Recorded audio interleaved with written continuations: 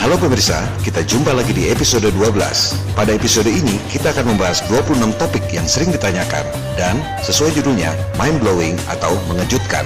Episode ini berdurasi panjang, 2 jam, tapi atas permintaan rekan-rekan members FE11.net, episode ini dibagi menjadi 2 video, masing-masing berdurasi 1 jam. Tiap 30 menit akan ada jeda. Silakan tekan pause untuk jeda memulihkan konsentrasi, mengingat video ini padat informasi. Semoga ada manfaat dari serial video sederhana dan penuh kekurangan ini. Selamat menikmati.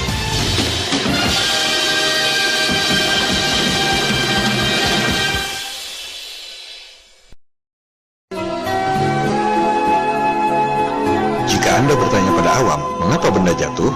Jawabnya pasti karena gaya tarik bumi. Bumi punya gaya tarik, maka semua benda menempel pada bumi. Bagi awam, penjelasan itu dirasa sudah cukup. Tapi, bagi kalangan saintis, tidak sesederhana itu. Harus ada penjelasan secara saintifik bagaimana cara kerja gravitasi, bagaimana proses fisikanya, sehingga air laut tidak tumpah setetes pun. Air sungai mengalir ke atas akibat gravitasi bumi.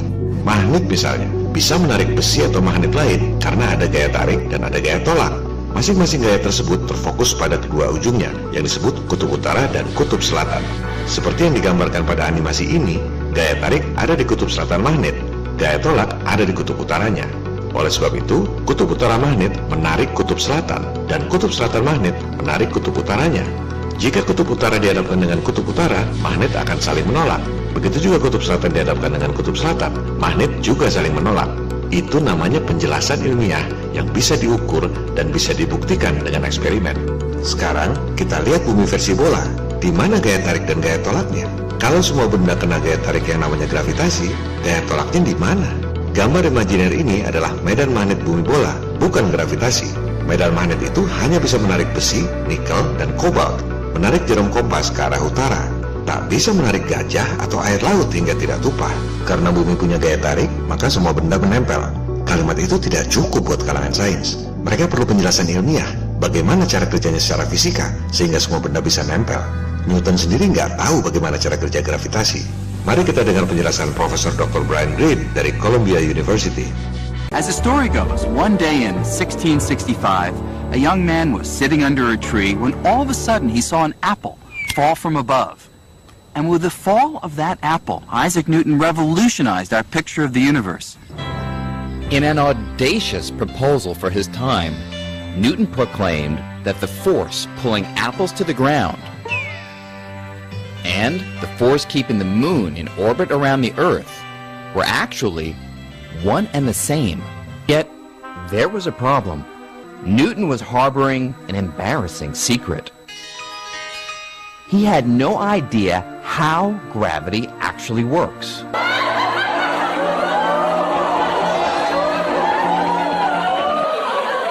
Jadi, jika ada orang awam merasa dirinya paham bagaimana gravitasi bekerja, mestinya nama dia ada di tiap buku pelajaran sekolah, bisa dapat hadiah Nobel, sebab Newton sendiri nggak bisa menjelaskan. Sebaliknya, jika Anda mempertanyakan teori gravitasi, jangan khawatir, berarti Anda termasuk orang yang cerdas dan kritis, seperti Profesor Dr. Michio Kaku dari University of California ini. Newton said that if an object falls, it's because there's a mysterious force called gravity pulling it down. But you know, Isaac Newton himself was not satisfied by that. Objects move because they're pushed, not pulled. Objects move because they're pushed. So what is pushing this? Newton didn't know. So Newton simply threw his hands up and said, I don't know. So I'm going to invent something called gravitational pull. Jadi lucu kalau orang awam merasa bisa menjelaskan gravitasi. Newton sendiri tak bisa menjelaskan bagaimana mekanisme gravitasi itu. Rumus asli Newton sebenarnya cuma begini doang, dikembangkan orang 111 tahun kemudian, seolah-olah jadi rumus gravitasi. Newton tak bisa menjelaskan kenapa dan bagaimana bumi dan benda-benda lain punya gaya tarik. Newton was harboring an embarrassing secret. He had no idea how gravity actually works. So Newton simply threw his hands up and said, I don't know. So I'm going to invent something called gravitational pull.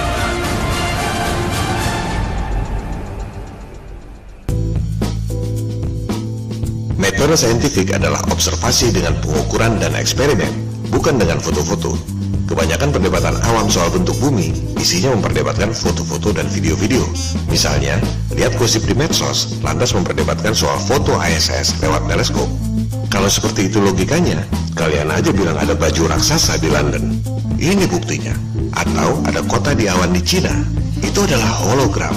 Dan hologram ISS ini adalah hologram yang sangat buruk. Dengan kemajuan teknologi, pembuktian dengan foto-foto dan video-video mudah dimanipulasi.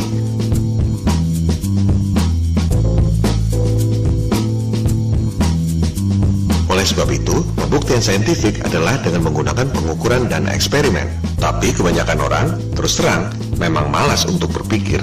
Nggak bisa ngukur, nggak mampu eksperimen. Maunya cuma lihat-lihat foto sambil beropini sendiri, yang gampangnya saja.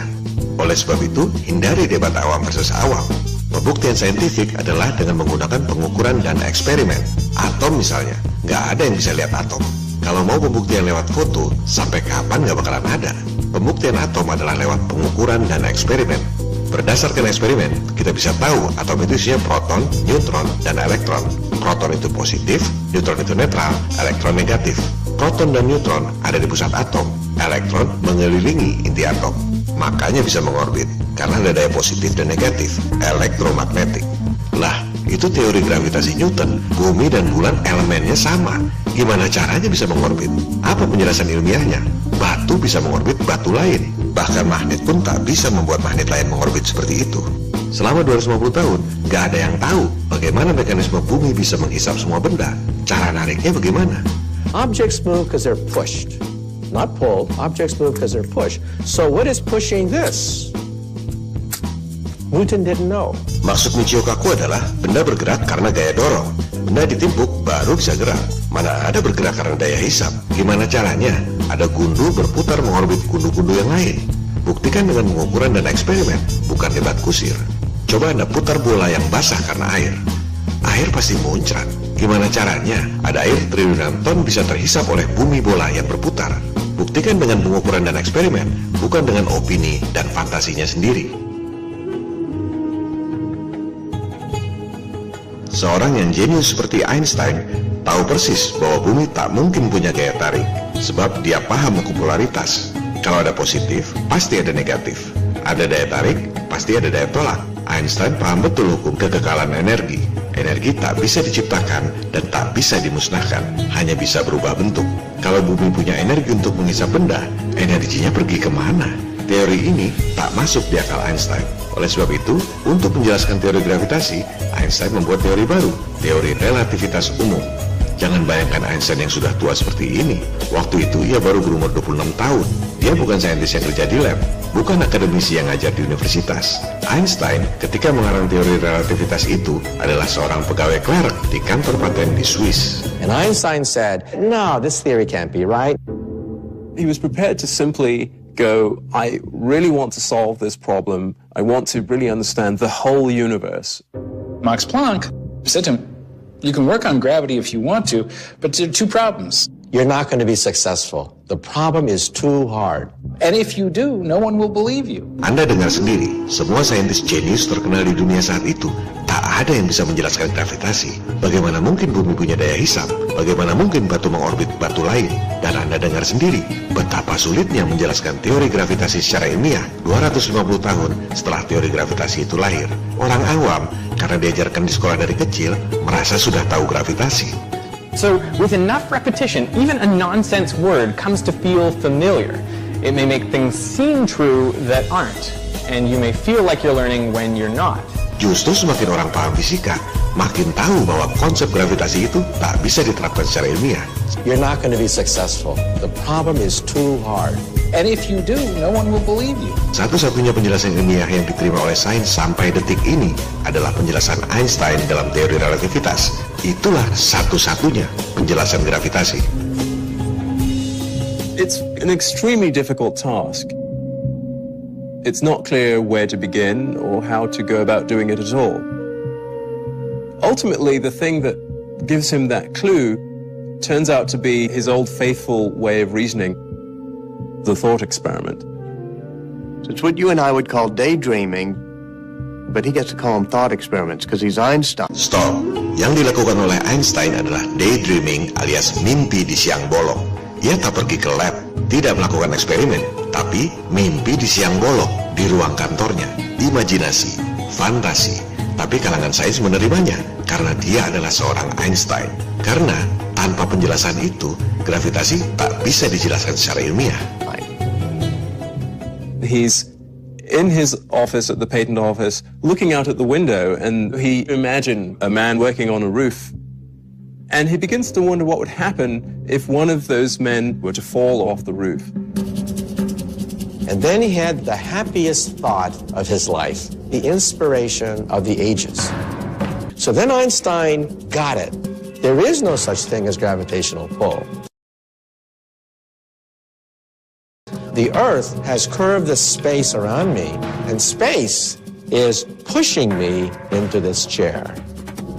Space itself can be curved. That's crazy sounding. Space is adjustable. It's actually malleable. Space and time are malleable. It's this flexible thing that can be twisted. Luar biasa. Alam semesta, ruang dan waktu dibengkokkan demi membenarkan sebuah teori, membengkokkan kebenaran untuk pembenaran khayalan gravitasi. Why does the Earth go around the sun? Most people would say, well, the sun's gravity is yanking the Earth toward the sun in a circle. Wrong. The Earth is going around the sun because the sun has warped the space around the Earth, and space is pushing the Earth toward the sun. He had a new theory of gravity, a new theory of the universe. Luar biasa, sebuah teori yang sangat indah yang tak terpikirkan dalam imajinasi saintis manapun di dunia. Itu yang membuat Einstein seorang jenius yang beda dari yang lain. Einstein adalah media darling. Lewat publisitas yang masif, nama Einstein terkenal di seluruh dunia. Jadi, harap dicatat, yang namanya gaya tarik bumi alias gravitasi itu sebenarnya nggak ada. Bumi tak punya gaya hisap. Ini adalah pengetahuan yang umum, pelajaran standar di perguruan tinggi fisika. Saya heran kenapa nggak diajarkan di SMP atau SMA. Mungkin sengaja, supaya awam merasa bumi punya gaya tarik, sehingga awam nggak ada yang mempertanyakan bumi bola. Bumi mengelilingi matahari, menurut versi heliosentrik, bukan karena matahari punya gaya tarik, tapi karena ruang dan waktu melengkung. Like the surface of a trampoline, this unified fabric is warped and stretched by heavy objects like planets and stars. And it's this warping or curving of space-time that creates what we feel as gravity.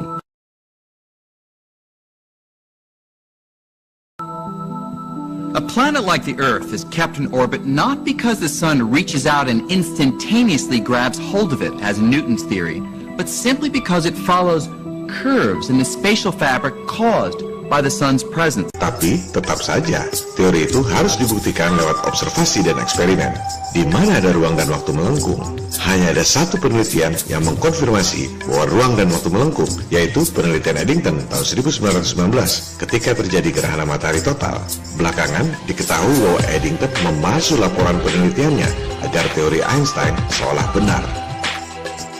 Belakangan juga ramai diberitakan ada gravitational wave ditemukan saintis. Orang-orang membicarakan tanpa ngerti maksudnya apa dan asumsinya apa. Sama juga ada orang ngomong dengar suara klakson dari jarak 1,3 miliar kilometer tanpa dengar suara-suara lainnya.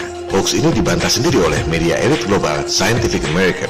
Jadi, ketika Anda SD diajarkan teori gravitasi Newton, mengapa benda jatuh? Orang pasti bilang karena gravitasi. Awam merasa familiar dengan gaya tarik bumi karena berpikir seperti magnet.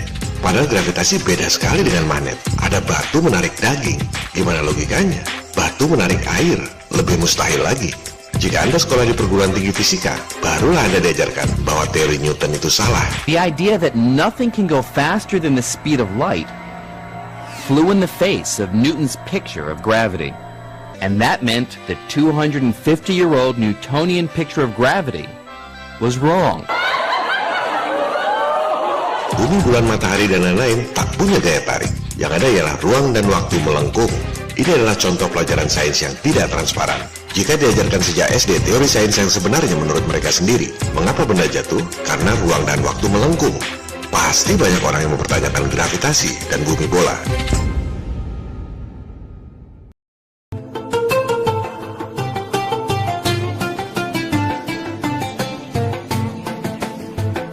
Jadi, mengapa benda jatuh ke bawah? Waktu SD, kita semua diajarkan bahwa jika diletakkan di air, besi tenggelam, kayu melayang, dan gabus mengapung. Kenapa? Besi tenggelam karena berat jenisnya lebih besar dari mediumnya, yaitu air. Kayu melayang karena berat jenisnya sama dengan mediumnya, yaitu air. Gabus mengapung karena berat jenisnya lebih kecil dari mediumnya, yaitu air. Sekarang, kita rubah mediumnya. Bukan air, tapi udara. Mengapa benda jatuh, awan melayang, dan balon gas terbang? Jawabannya persis sama. Benda jatuh ke bawah karena berat jenisnya lebih besar dari mediumnya, yaitu udara. Awan melayang di udara karena berat jenisnya sama dengan mediumnya, yaitu udara. Balon gas terbang karena berat jenisnya lebih kecil dari mediumnya, yaitu udara. Anda lihat, soal yang sangat sederhana ini dibikin rumit dengan mitos bahwa batu bumi bisa menghisap benda. Setelah 250 tahun diajarkan di sekolah, teori Newton itu dibuktikan salah oleh Einstein. Secara fisika, tak mungkin bumi punya daya hisap. Lantas dia ngarang teori baru, benda jatuh karena ruang dan waktu melengkung. Teori tanpa eksperimen yang tak bisa dibuktikan di alam nyata.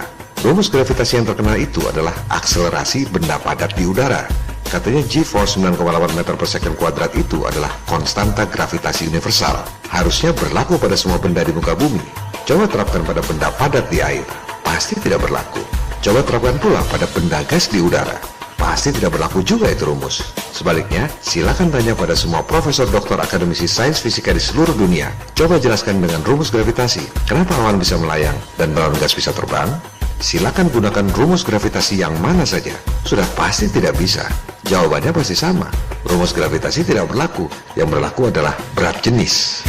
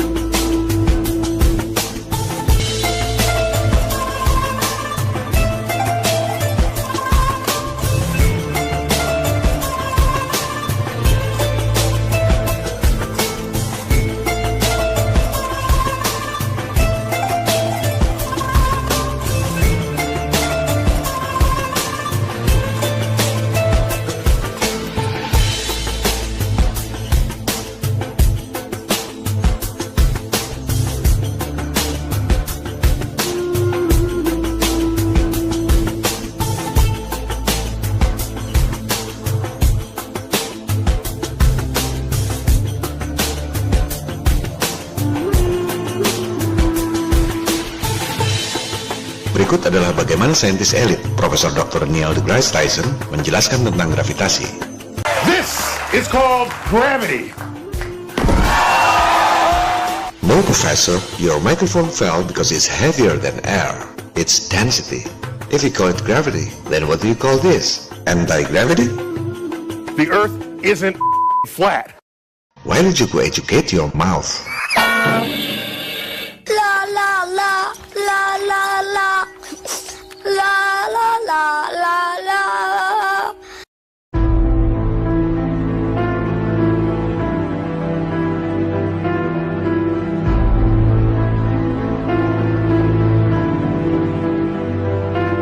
Tadinya saya bermaksud mengajukan rumus gravitasi yang tak dapat diterapkan di air atau pada benda gas di udara sebagai gugatan kedua people power.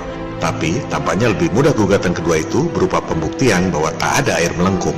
Pada episode lalu telah dijelaskan bahwa dengan menggunakan rumus Pythagoras, jika bumi jari-jarinya 6.371 km atau 3.959 miles, maka setiap 1 mile harusnya bumi melengkung 20 cm.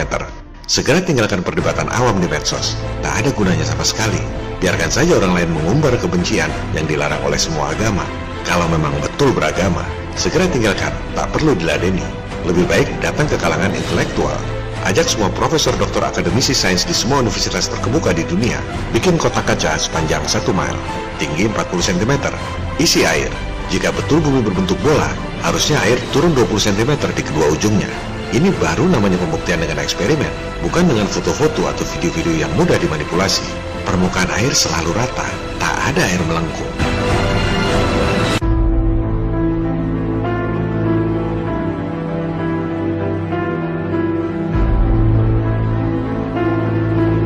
Pembuktian dengan eksperimen bahwa tak ada lengkungan air pada kotak kaca sejauh 1 mil ini membuktikan bahwa foto-foto dan gambar-gambar bumi bola seperti ini adalah hoax. Mereka akan selalu mengajak debat kusir tanpa angka. Strategi kita terus arahkan pada angka. Contohnya seperti hinaan Profesor Dr. Neil deGrasse Tyson ini. The Earth looks flat because, one, you're not far enough away at your size. Two, your size isn't large enough relative to Earth to notice any curvature at all. It's a fundamental fact of calculus and non-Euclidean geometry. Small sections of large curved surfaces will always look flat to little creatures that crawl upon it. My turn. Hey professor, do you know Pythagorean formula? What you quote as non-Euclidean geometry is this very simple equation. You should see Earth curvature approximately 8 inches per mile. You should see it with your naked eyes. You pretend you don't know, or you just too dumb to talk with numbers. Ini adalah sekedar contoh bahwa kita nggak perlu takut dengan saintis elit dari universitas manapun di dunia. Kita tentu bicara sopan, tapi kalau dia membuli, kita pun punya intelektualitas yang cukup untuk membalas bulian mereka. Sebab, untuk ketiga gugatan ini, kita tahu betul apa yang kita bicarakan, dan kita tahu persis mereka nggak bisa jawab.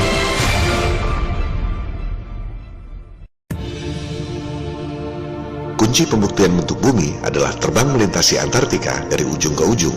Misalnya, dari Sydney, Australia, terus turun ke selatan melintasi Antartika. Apakah betul sampai di Santiago, Chili? Kalau nyampe, berarti selesai perdebatan. Bumi berbentuk bola. Tapi, kalau orang tak bisa atau tak boleh melakukannya, akibat larangan Antartik Treaty 1959, berarti ada konspirasi untuk menyembunyikan bentuk bumi. Jangan salah, yang dimaksud di sini adalah terbang melintasi Antartika dari ujung ke ujung, dari belahan bumi yang satu ke belahan bumi yang lain. Banyak orang yang nggak nangkep atau pura-pura nggak nangkep soal ini. Bilangnya, itu ada jalur penerbangan kantas dari Sydney ke Santiago, berarti Flat Earth sudah terbantahkan. Flat Earth terbukti salah. Ini menunjukkan betapa malasnya orang melakukan riset. Coba lihat bagaimana jalur penerbangan kantas Sydney Santiago itu. Masa segitu susahnya membedakan antara terbang melintasi dengan terbang di pinggiran Antartika. Banyak orang masih gagal paham soal Antartika. Itu kan banyak tur ke Antartika. Yang memang banyak tur di pinggiran Antartika. Itu ada rombongan saintis pergi ke Antartika. Ya banyak saintis pergi ke sana. Dari tahun 1957 juga sudah dibangun pangkalan-pangkalan militer di Antartika. Pilot-pilot pesawat charteran juga sering bolak-balik ke Antartika. Video ini diambil oleh pilot pesawat charteran yang antar kru bolak-balik ke McMurdo Station di Antartika. Tapi cuma di titik-titik tertentu saja yang diperbolehkan oleh elit global. Ada 12 negara punya pangkalan di Antartika. Bukan hal yang aneh kalau cuma pergi ke lokasi-lokasi tertentu di Antartika. Sebelum ada larangan Antartik Treaty 1959, setelah ada teknologi pesawat terbang, banyak tantangan berhadiah uang untuk membuktikan bentuk bumi dengan terbang melintasi Antartika dari ujung ke ujung. Misalnya, tantangan yang dipublikasikan dalam media Modern Mechanics and Invention tahun 1931 ini. Hadiah uang bagi mereka yang bisa membuktikan bahwa Antartika adalah benua yang bisa dilintasi dari ujung ke ujung. Hadiah $5.000 tahun 1931 itu dengan memperhitungkan inflasi adalah setara dengan $75.000 atau 1 miliar rupiah duit sekarang. Tak ada yang mampu melakukannya. Untuk memahami Antartika, kita harus lihat peta-peta yang dibuat sebelum berdirinya NASA 1958. Dari dulu peta bumi memang seperti itu. Anda lihat seberapa besar daratan Antartika mengelilingi bumi datar.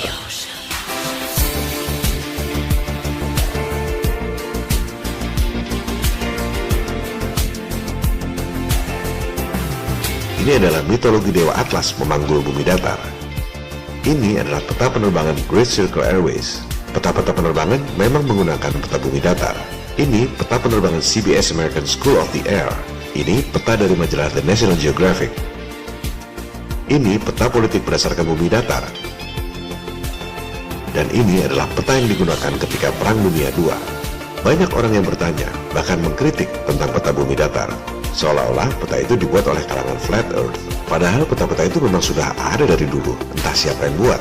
Bahkan PBB tahun 1945 pun masih menggunakan peta bumi datar. Begitu juga Admiral Byrd tahun 1957 dan ruang rahasia Situation Room Presiden Kennedy yang ditembak tahun 1963 masih menggunakan peta bumi datar.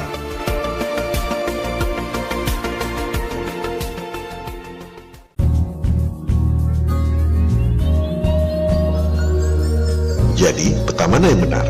Peta bumi datar atau peta bumi bola? Jangan beropini atau berfantasi berdasarkan asumsinya sendiri.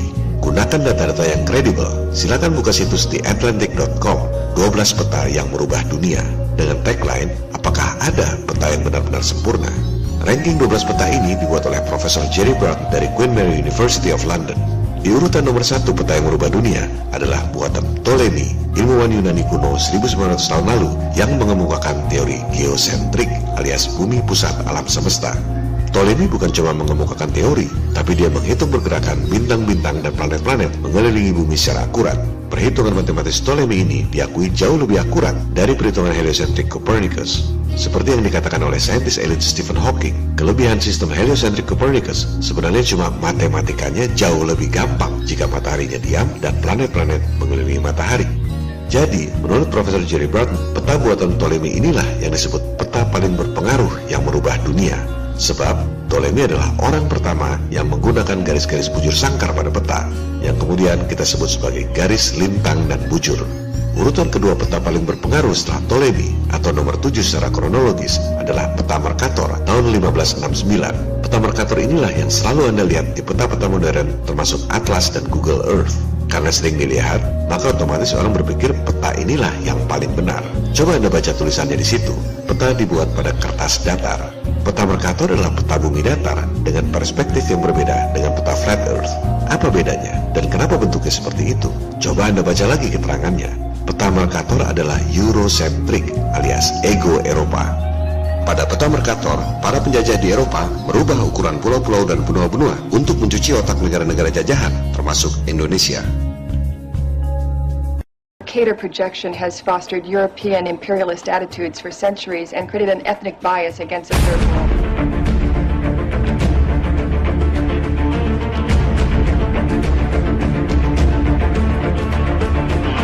Peta Mercator adalah peta yang paling sering Anda lihat baik dalam pelajaran sekolah, peta atlas, maupun Google Maps.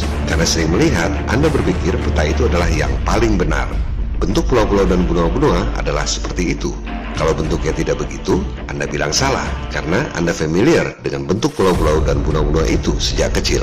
Tapi, selama ini Anda tidak memperhatikan betapa janggalnya peta yang Anda anggap paling benar itu. Coba Anda lihat berapa besar Antartika dalam peta Mercator. Antartika sangat besar dari ujung ke ujung. Karena diproyeksikan dalam bentuk bola, maka Antartikanya jadi kecil. Sebaliknya, coba Anda lihat Greenland pada peta Mercator. Look at the size of Africa as compared to Greenland. On the Mercator map, they look about the same size. Masa Greenland luasnya sama dengan Afrika? Ini jelas ngawur. But if you look at a globe for Greenland's true size, you'll see that it's way smaller than Africa. By a factor of 14, in fact. Greenland jadi besar pada peta Mercator karena Mercator berasumsi utaranya sama besar dengan Khatulistiwa. Negara-negara di belahan utara menjadi tampak besar, dan inilah yang digunakan oleh bangsa Eropa untuk menjajah bangsa-bangsa Asia, Afrika, dan Amerika. Taktik pura-pura menjadi besar yang dilakukan oleh bangsa Eropa menjajah itu sebenarnya sangat natural. Binatang pun melakukan hal yang sama. Kobra misalnya, kalau terancam akan meninggikan badan dan membesarkan leher agar kelihatan lebih besar dari bentuk yang sebenarnya. Begitu juga burung, ketika terancam melebarkan sayapnya agar lawan mengira tubuhnya besar. Taktik ini juga yang digunakan oleh para penjajah Eropa yang negara-negaranya sebenarnya sangat kecil, berpura-pura menjadi besar lewat peta untuk mencuci otak bangsa terjajah di Asia, Afrika, dan Amerika Selatan agar takut pada mereka.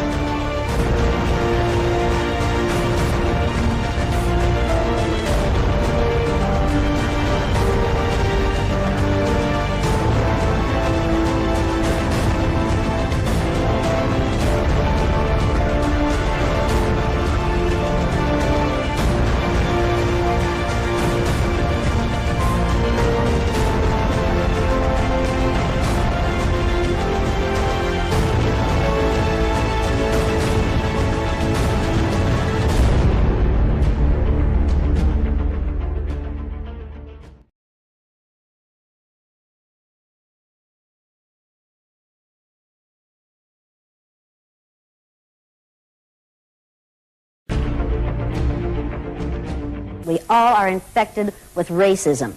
We are taught to be racist in the schools. And here's just one example. Will you hold this up here, please? How many of you have ever seen a map that looked like this before? How many of you have ever seen this map?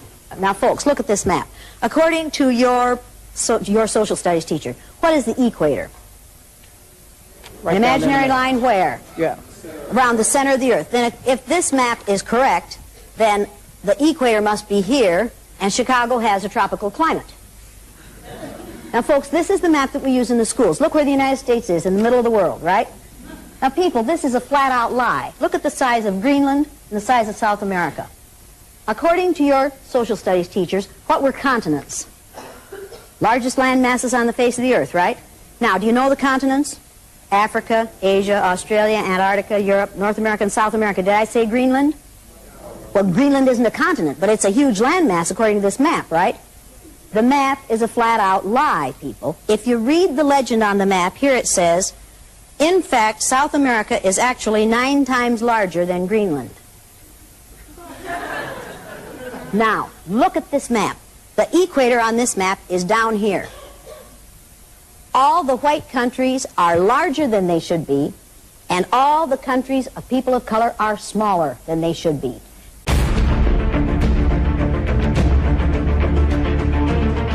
This is a visual image that teaches children a lie.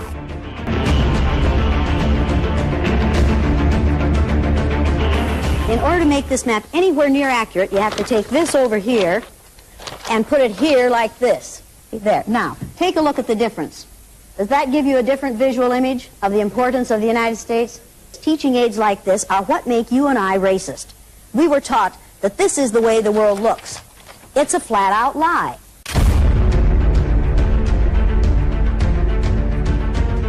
How could a parent not be a racist? How could a white parent not be a racist in a situation in which we do that? Wake up, people. Gunakan otak Anda. Jangan mau dibohongi oleh para elit penjajah. Wilayah kita sangat besar. Jumlah kita sangat banyak. Kalau kita sadar, mereka pasti kalah. Peta Mercator bukanlah peta yang paling benar, melainkan peta ego Eropa alias Eurocentric.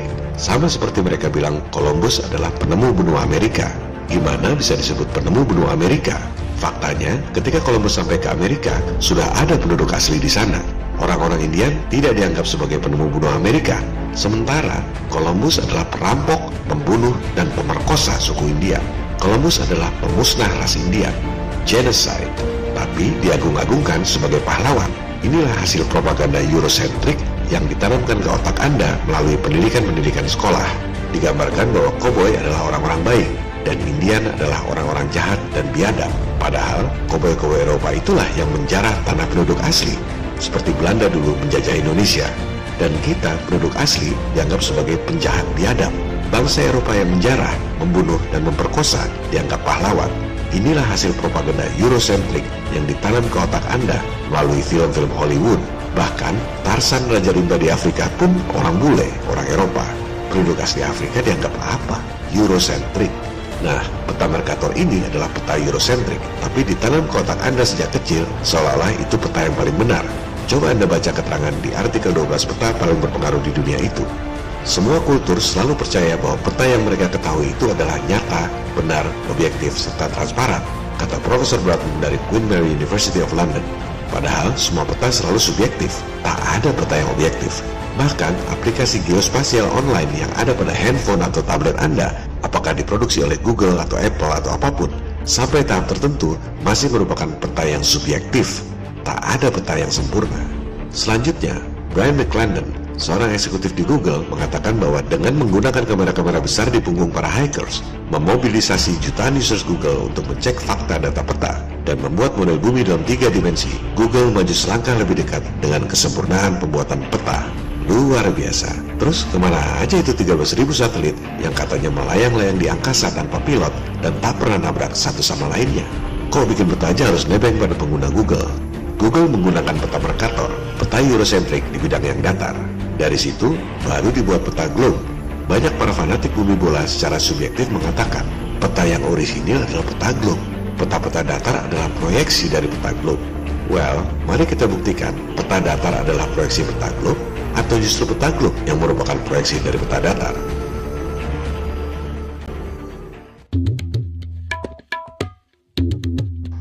artikel 12 peta paling berpengaruh itu jelas sekali terlihat secara kronologis bahwa peta globe seperti yang dibuat oleh Google adalah proyeksi dari peta Mercator yang datar dan Eurocentrik itu.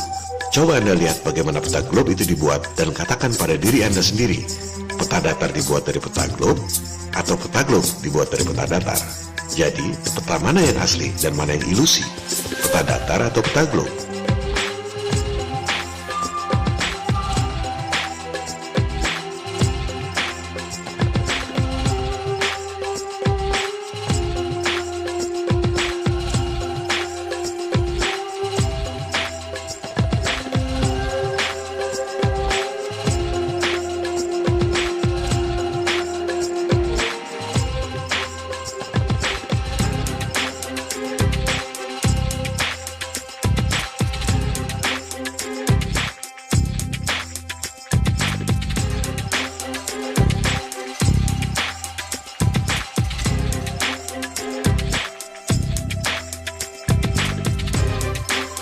Orang berpikir bahwa peta globe dibuat oleh satelit, bisnis scam elit global, untuk mengeruk uang Anda lewat biaya telekomunikasi yang mahal. Coba lihat dokumentasi pembuatan peta globe tahun 1947 ini. Lihat bagaimana peta globe dibuat. Tak ada satelit, dan sampai sekarang pun peta globe tak pernah berubah.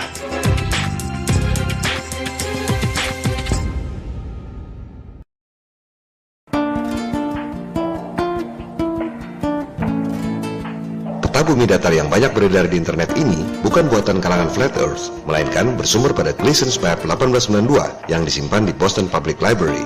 Seperti telah dijelaskan pada episode 11, di peta itu terdapat keterangan as it is, seperti yang sebenarnya, scientifically and practically correct, benar secara saintifik maupun praktek di lapangan. Mari kita buktikan. Pertama, posisi garis lintang dan bujurnya sama persis dengan peta-peta globe modern yang dibuat 110 tahun kemudian. Ini contohnya. Yang sebelah kiri, peta Gleason's Map. Yang sebelah kanan, peta Google's Map. Anda perhatikan, meski bentuk pulau di kedua peta itu berbeda, tapi koordinatnya sama. Contohnya ini, 135 derajat bujur timur. Sama persis dengan 135 derajat bujur timur pada peta Google 110 tahun kemudian. Kedua, pembagian waktunya. Apakah pembagian waktu versi globe ini, termasuk titik-titik merah yang bersebaran itu, masuk akal buat Anda? Atau pembagian waktu versi peta Flat Earth ini, yang lebih masuk akal buat Anda? Bumi adalah sebuah jam, berbentuk seperti jam, dan berfungsi seperti jam pula. Ketiga, garis lintangnya. Perlu diingat, khatulistiwa adalah garis lintang 0. Kutub utara 90 derajat lintang utara. Pada bumi bola, kutub selatan 90 derajat lintang selatan. Sekarang, coba kita tandai garis-garis lintang pada Gleason's Map. Titik lingkaran itu, kutub utara, menurut versi globe adalah 90 derajat lintang utara. Kita ikuti garis-garis lintang pada peta Flat Earth. Dari ujung kutub utara 90 derajat, sampai ke khatulistiwa persis 0 derajat. Artinya ada 90 derajat lintang utara. Sekarang kita ikuti garis-garis lintang selatan 15, 30, 45, 60 dan wow, berhenti sampai di situ.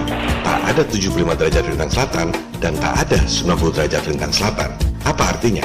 Artinya, sebenarnya dari khatulistiwa ke ujung selatan itu tidak pas 90 derajat, tapi oleh para globers ditambah dengan menarik dataran Antartika ke 90 derajat lintang selatan supaya bisa pas jadi lingkaran bola.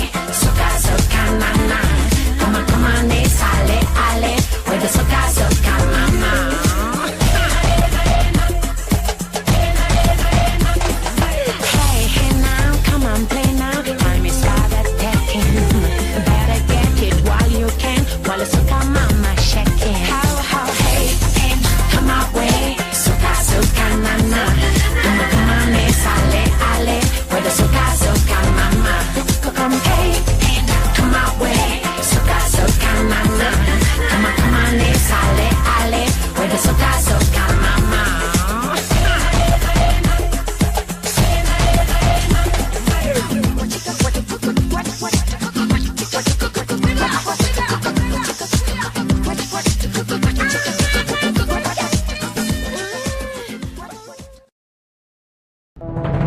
Mungkin ada yang bertanya-tanya, kalau tak ada satelit, bagaimana mungkin Google Maps bisa memberi informasi tentang kemacetan jalan? Bukankah itu informasi dari satelit yang memantau kemacetan jalan raya dari angkasa?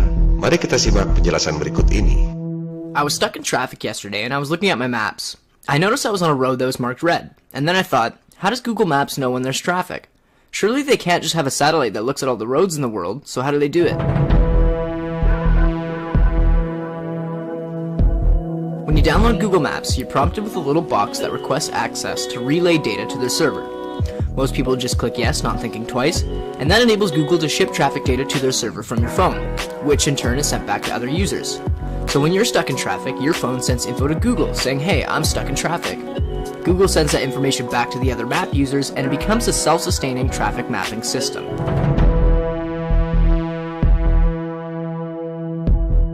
Begitu juga dengan Antartika. Otak Anda dicuci sejak kecil bahwa Antartika itu benua yang kecil, supaya Anda tidak menganggap itu penting. Padahal disitulah letak harta karun dunia, rahasia bentuk bumi yang sebenarnya. Supaya Anda tidak berpikir tentang Antartika yang dijelajah oleh Admiral Byrd lewat Operation Deep Freeze tahun 1956-1957, maka diluncurkanlah Sputnik tahun 1957 dan NASA tahun 1958, pengalihan isu agar Anda tidak berpikir tentang Antartika.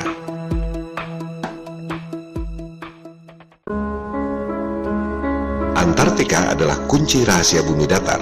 Pada episode 5 telah dijelaskan, sebelum ada teknologi pesawat, para pelaut seperti Kapten James Cook menghabiskan waktu 3 tahun 8 hari untuk mengelilingi Antartika. Jika Antartika adalah sebuah benua kecil yang luasnya cuma 2 kali Australia, seperti yang dikatakan oleh peta globe, Kapten Cook tak perlu waktu 3 tahun 8 hari untuk mengelilinginya. Dengan kapal laut, Kapten Cook tak melihat ada jalan masuk ke Antartika. Ia melihat Antartika sebagai tembok es yang mengelilingi bumi datar. Oleh sebab itu, pada peta-peta lama, Antartika disebut sebagai the region of impassable ice, wilayah es yang tak dapat dilewati. Seiring dengan ditemukannya teknologi pesawat awal abad 20, orang sudah bisa pergi ke tembok Antartika. Contohnya, perjalanan pertama Admiral Byrd ke Antartika tahun 1928-1930. Antartika adalah dataran setinggi 4.000 meter, hampir setinggi gunung tertinggi di Indonesia, Jayawijaya. The Antarctic continent is surrounded by a belt of ice, frozen seas of at least 1,200 miles thick.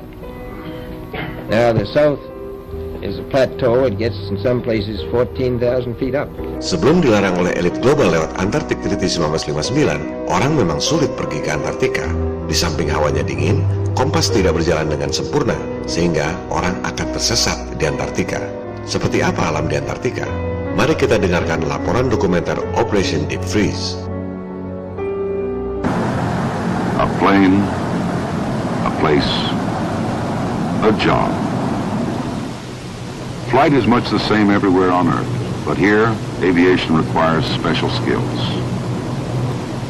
The crew is proficient in Antarctic flight. The plane is well equipped for this special task. The pilots are veterans who have flown in war and now bring their years of experience to the peaceful challenge at the bottom of the world. Anda dengar sendiri, dibutuhkan peralatan militer khusus untuk pergi ke Antartika, sebab kompas tidak berfungsi dengan baik di Antartika. Below them now the great polar plateau. Thousands of square miles, barren, flat and white. Rahasia Antartika. Bumi tampak putih dan datar. Padahal, jika bumi berbentuk bola dengan jari-jari 6.371 km, maka setiap 1 mil harusnya bumi melengkung 20 cm. Di Antartika, yang datarannya luas terhampar, mereka tak bisa bohong. Bumi memang datar. Tapi, mereka terus berupaya menutupi kebenaran. Jika Anda ikut tur ke pinggiran Antartika, Anda tak boleh memotret horizon secara langsung. Anda harus memotret lewat kaca bola, supaya horizonnya kelihatan lengkung. Ini bukan lagi kamera fish eye, tapi sudah ball eye untuk menipu Anda.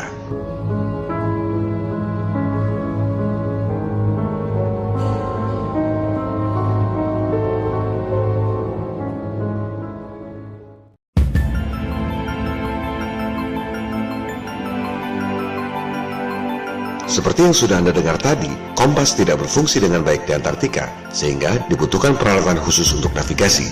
Jangan percaya apa kata saya, silakan buka situs resmi Departemen Lingkungan dan Energi Pemerintah Australia, wilayah yang sangat dekat dengan Antartika. Baca sendiri keterangannya. Kompas magnet harus dimodifikasi karena tidak berfungsi dengan baik di Antartika. Ini adalah fakta. Pertanyaannya, kenapa kompas tak berfungsi dengan baik? Anda harus paham bedanya kutub magnet dengan kutub geografis bumi kita. Pada magnet yang berbentuk bola, kutub utara dan kutub selatan magnet ada di kedua ujung bola. Anda bisa buktikan dengan eksperimen. Kutub selatan magnet menarik jarum utara kompas. Sebaliknya, kutub utara magnet menarik jarum selatan kompas. Jadi, di kutub utara geografis itu, magnetnya adalah kutub selatan. Dan sebaliknya, di kutub selatan geografis, magnetnya adalah kutub utara. Sebab positif menarik negatif dan negatif menarik positif. Ini adalah fakta sains yang menarik. Jika bumi berbentuk bola, tak ada masalah dengan kompas. Di bagian atas bola itu kutub selatan magnet, sehingga kompasnya menunjuk utara geografis. Di bagian bawah bola, kutub utara magnet, sehingga kompasnya menunjuk selatan geografis. Jadi, seharusnya kompas tetap saja berfungsi dengan baik di kutub selatan bumi bola, yaitu Antartika. Lantas, mengapa kompasnya tidak berfungsi? Sekarang kita pelajari, jika bumi berbentuk cakram datar, kutub utara dan kutub selatan magnetnya ada di mana? Sama seperti magnet bola, kutub selatan magnet ada di atas, kutub utara magnet ada di bawah. Sehingga, secara geografis, kutub selatan magnet di permukaan bumi datar itu menarik kompas ke arah utara. Kutub utara di tengah bumi datar. Jadi, jika Anda keliling bumi datar dari barat ke timur, Anda akan kembali ke tempat semula. Kita buktikan dengan eksperimen, bukan cuma lewat chatting atau gambar-gambar imajiner. Seorang member forum diskusi FE101.net bernama Anggoro Aji yang merupakan seorang guru membuktikan dengan eksperimen dan menguploadnya pada YouTube channel Aji Catur.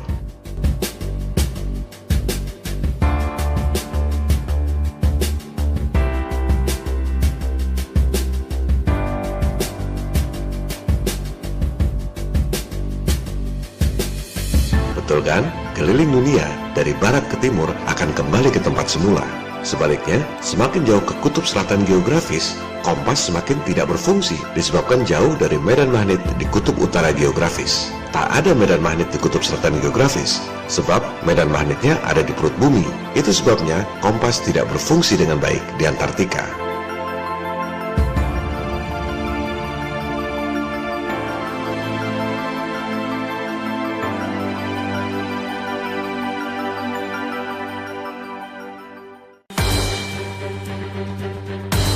Antartika adalah misteri. Tak ada yang tahu ada apa sebenarnya di sana, kecuali elit global beserta antek-anteknya, 12 negara anggota Antarctic Treaty. Jika kita lihat di Google, Antartika adalah benua yang isinya salju semua. Saya merasa ada sesuatu yang aneh di Antartika sejak beberapa tahun yang lalu, ketika melihat dokumenter Operation Deep Freeze, perjalanan Admiral Byrd ke Antartika. Ternyata ada danau biru dengan air yang hangat. Admiral Byrd singgah ke tempat itu, mengukur suhu danau yang hangat. Juga ada pepohonan yang hijau. Antartika juga merupakan tempat yang paling kering di dunia, gurun gersang. Hal-hal seperti ini disembunyikan seolah Antartika hanya benua es yang tidak menarik di ujung bawah bumi yang berbentuk bola. Banyak anomali atau keanehan yang terjadi di Antartika. Contohnya ini, fenomena di New Mayer Station tahun 2011.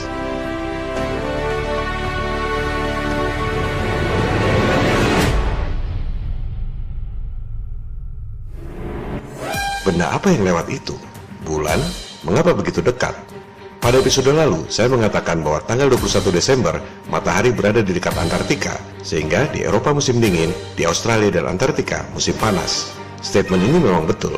Kemudian, pada tanggal 22, 23, 24 Desember, di lingkar kutub utara, mataharinya tak pernah terbit. Di Antartika, mataharinya tak pernah terbenam. Saya mengambil data dari suncalc.org yang memang mengatakan demikian. Walaupun sebenarnya, kita semua tahu tak ada matahari tak pernah tenggelam di Antartika. Sekarang, mari kita uji, apakah suncalc.org mengatakan yang sebenarnya. Secara umum, suncalc.org dapat dipercaya, kecuali jika menyangkut Antartika.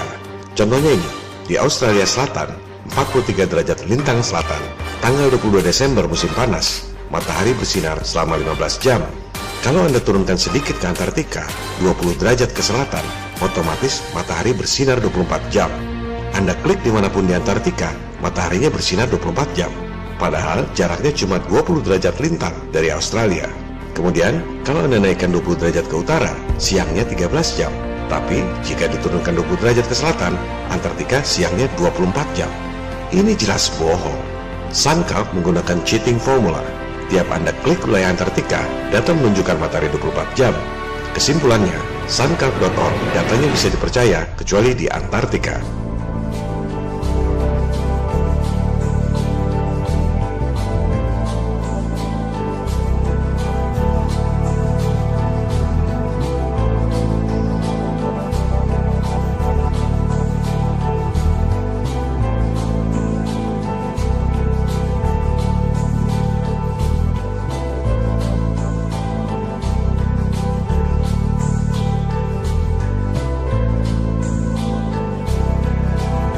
Jika Anda lihat di kutub utara, pada musim panas, matahari tak pernah terbenam. Karena lingkaran orbit matahari mengecil di dekat kutub utara. Anda lihat, matahari bergerak hampir sejajar. Anda menghadap utara atau selatan pun, matahari tak pernah terbenam di kutub utara pada musim panas. Pada video ini, matahari terbit di timur, sebelah kiri, terbenam di barat, sebelah kanan. Artinya, video ini menghadap ke selatan. Tetap saja matahari tak pernah terbenam di musim panas.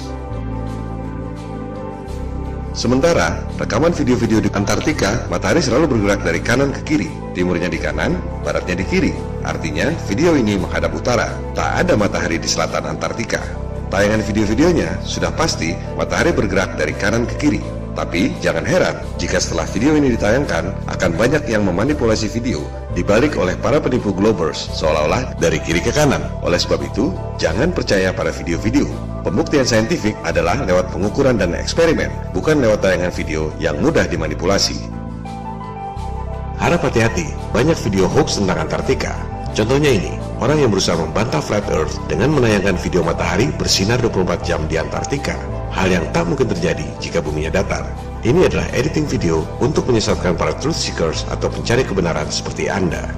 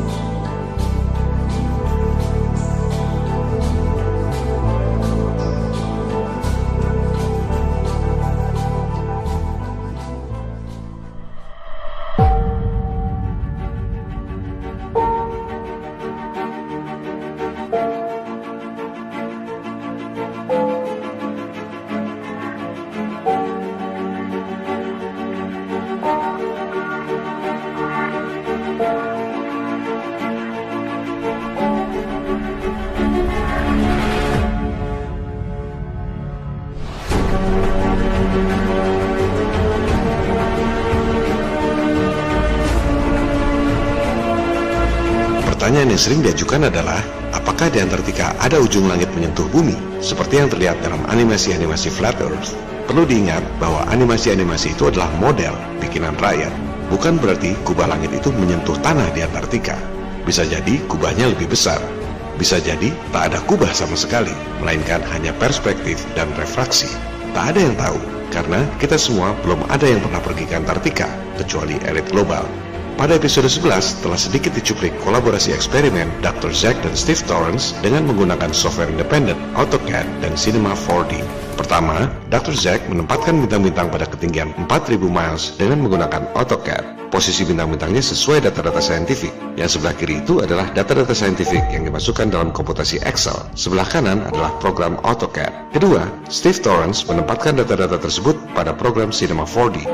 Ini adalah tampilan jika tidak memasukkan unsur atmosfer. Bintang-bintang berada pada ketinggian yang sama, tak ada kubah star trails. Ketiga, Steve Torrance memasukkan data-data atmosfer sesuai data-data saintifik ke dalam program Cinema 4D. Hasilnya menakjubkan. Kita bisa melihat dua buah kubah langit utara dan kubah langit selatan akibat refraksi atmosfer. Bagi rekan-rekan yang belum paham penjelasan crepuscular dan anti-crepuscular ray yang disampaikan pada episode bonus kubah bumi dan telur burung unta, silakan Anda buktikan sendiri dengan software independen yang dijual bebas, Cinema 4D. Sekarang, kita jajarkan kedua video agar paham bedanya. Yang di bawah itu adalah formasi bintang tanpa memasukkan data-data atmosfer. Bintang-bintang berada pada ketinggian 4.000 miles dari permukaan bumi, tak pernah menyentuh tanah. Yang di atas adalah formasi bintang-bintang yang sama, tapi dengan memasukkan data-data atmosfer. Otomatis langsung berbentuk seperti kubah star trails di alam nyata. kita bisa melihat jelas dua buah kubah langit utara dan kubah langit selatan akibat refraksi atmosfer.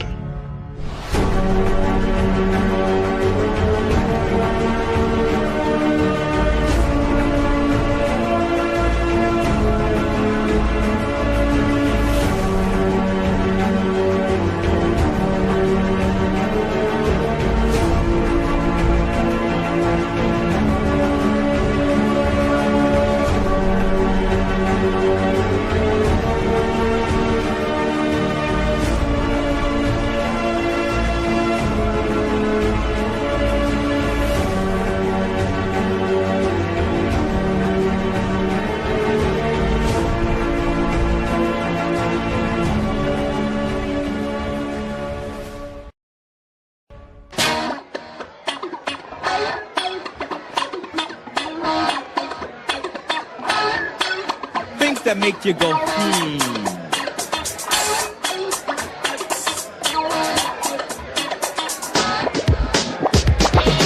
Refraksi atmosfer adalah kunci untuk memahami fenomena banyak hal.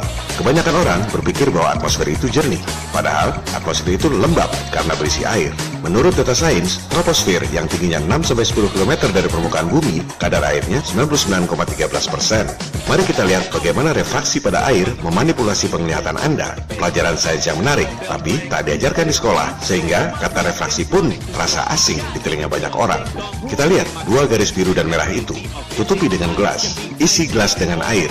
that I was faithful and really didn't have to go. I tried to chill, she made the move. Now I know my girlfriend wouldn't approve. I didn't realize my girl was setting me up. Yo, my girlfriend didn't trust me, no. Yup, but she lost control. I wouldn't take the bait. I said, chill, baby, baby, chill, baby, baby, wait. My girl bust in, caught us creating the boom. She said, girlfriend, things that make you go, Is it magic or science? Ingat, troposfer yang jaraknya 6-10 km dari permukaan bumi itu 99,13% berisi air. Benda-benda langit yang Anda lihat itu bukanlah posisi dan ukuran yang sebenarnya. Refraksi dapat memanipulasi penglihatan Anda. Coba lihat eksperimen berikut ini. Dua buah tanda panah menunjuk arah kiri Anda. Begitu pandangan mata Anda teralang air, simsalabim. Magic or logic? Jadi, jangan heran jika melihat gedung tinggi di kejauhan tampak tertutup air laut. Bukan karena lengkungan bumi, tapi karena perspektif dan refraksi. Ini adalah contoh terbenam akibat perspektif tanpa refraksi.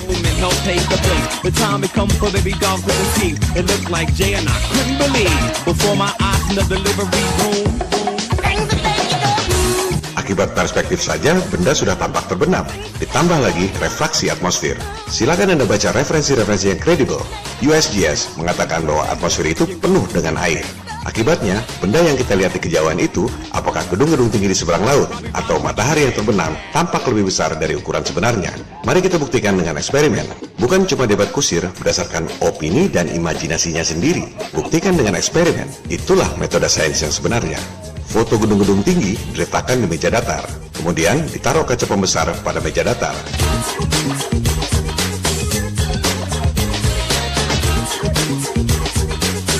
Jika kamera atau pandangan mata Anda menjauh, gedung-gedung itu hilang bagian bawahnya akibat refraksi kaca pembesar. Kita ulangi lagi eksperimen dengan menggunakan plastik tebal yang juga memberi efek pembesaran. Jauhkan kamera dari sudut pandang Anda.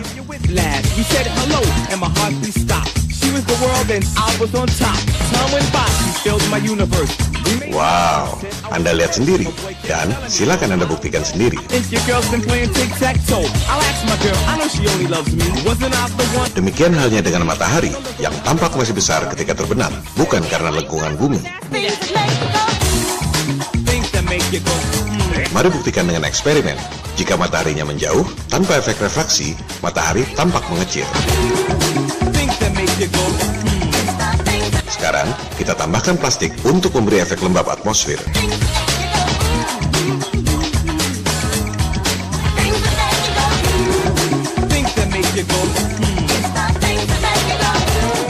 Anda lihat, mataharinya bukan jadi kecil, tapi tetap besar dan menurun. Matahari yang Anda lihat terbenam itu bukan ukuran dan posisi matahari yang sebenarnya.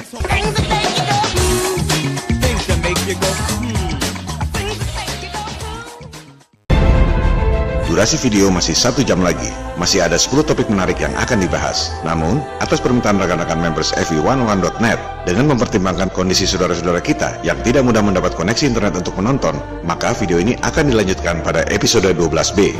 Salam People Power.